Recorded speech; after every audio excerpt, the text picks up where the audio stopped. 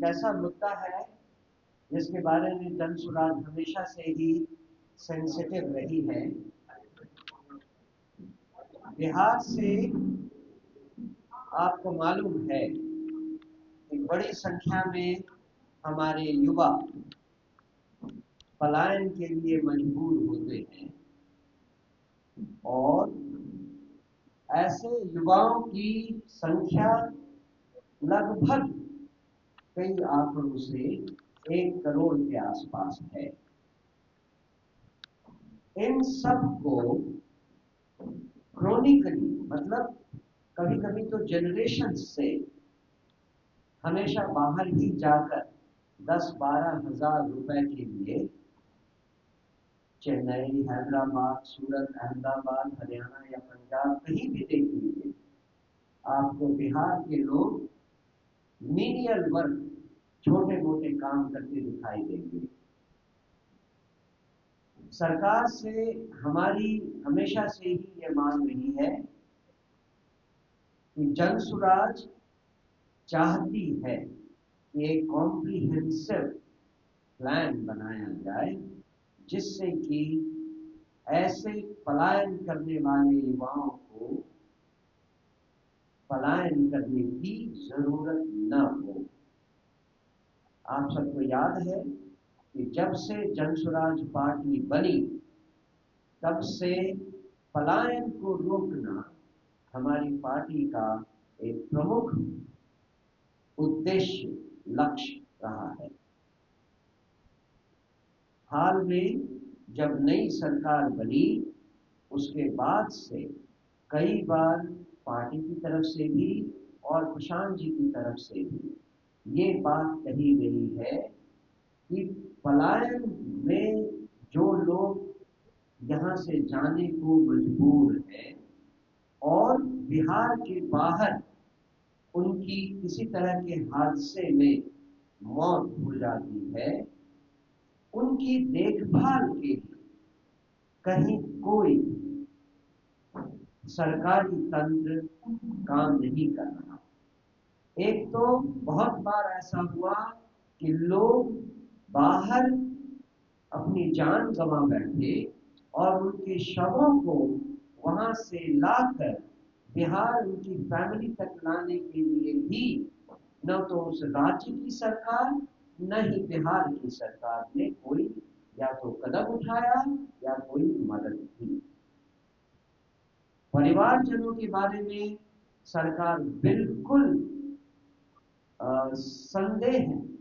संवेदनशील नहीं है, ये भी साफ हुआ है इन 4-5 महीनों में।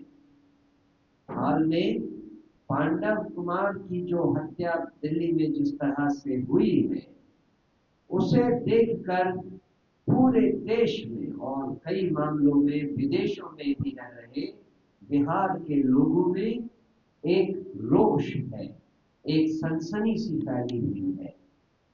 हर कोई ये जानना चाहता है कि क्या बिहारी होना किसी तरह का पाप है। इस तरह के संवेदनशील मामले को सामने होते हुए भी अभी तक बिहार की सरकार से इसके बारे में कोई एक्नॉलेजमेंट भी नहीं हुई, उसे किसी ने स्वीकारा भी नहीं, किसी तरह का रिस्पॉन्स नहीं मिला है। बिहार सरकार ने कभी कोई वक्तव्य नहीं दिया है। ये एक बहुत दुर्भाग्यपूर्ण बात है। जन सुराज इन बातों को बहुत ही स्ट्रॉन्गली फील करती है, महसूस करती है और इसके बारे में एक ज्ञापन आज हमने मुख्यमंत्री जी के ऑफिस में दिया है। मैं आपको उस ज्ञापन की मुख्य बातें बता देता हूं और उसके बाद मैं अपने साथी हमारे वरिष्ठ नेता श्री किशोर कुमार जी को आपसे आगे बात करने के लिए कहूंगा। हमारे साथ अभी जो आपके सामने बैठी है वो किशोर कुमार जी के साथ विवेक जी हमारे स्पोक्स पर्सन, सोनाली जी हमारी स्पोक्स पर्सन, राकेश पटेल जी हमारे वरिष्ठ साथी, और जेपी सिंह जी हमारे वरिष्ठ राजनीतिक नेता और पूर्व प्रत्याशी, ये भी सब साथ में हैं। तो मैं आपको उन 5 चीजों के बारे में बता देता हूँ और फिर मैं आपको, हाँ, ये पत्र है जो हमने आज मुख्यमंत्री जी के दफ्तर में आ, रखा है, और इसमें जो मुख्य 5 बिंदु बिंदु है वो मैं आपके सामने पढ़ दूं। जन स्वराज पार्टी का अनुरोध है कि ऐसी दुर्भाग्यपूर्ण स्थिति में सरकार को लोगों की मदद हेतु निम्नलिखित घोषणाएं करनी चाहिए। नंबर 1, राज्य के बाहर काम करने वाले बिहार के नागरिक की किसी दुर्घटना में मृत्यु होने पर मृतक परिवार को कम से कम 20 लाख रुपए एवं गंभीर रूप से घायल होने पर 10 लाख रुपए का मुआवजा दिया जाए। नंबर 2,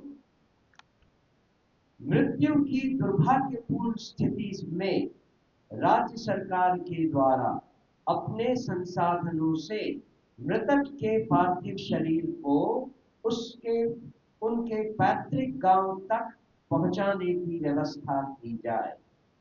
नंबर 3, मृतक के आश्रित परिवार के एक सदस्य को सरकारी और अर्ध सरकारी या अन्य संस्था में नौकरी की व्यवस्था सुनिश्चित की जाए।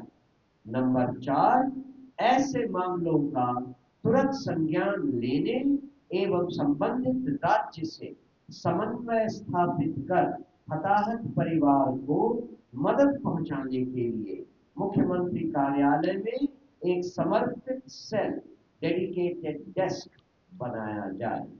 और नंबर 5, विधानसभा चुनाव 2025 के बाद नई सरकार के गठन के उपरांत बिहार से बाहर रह रहे लोग जो विभिन्न दुर्घटनाओं में हताहत हुए हैं, प्रस्तावित नई नीति के तहत उनके आश्रित परिवारों को भी उचित मुआवजा एवं सहायता राशि प्रदान की जाए।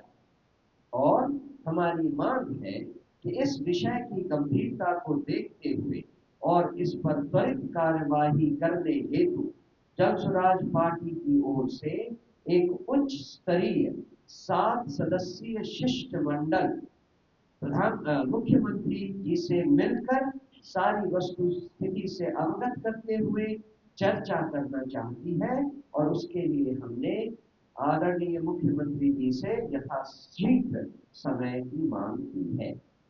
ये आज की इस प्रेस ब्रीफिंग की मुख्य बात है जो हम आपके सामने रखना चाहते थे। मैं चाहता हूं कि मेरे बाद हमारे पार्टी के वरिष्ठ नेता किशोर कुमार मुन्ना जी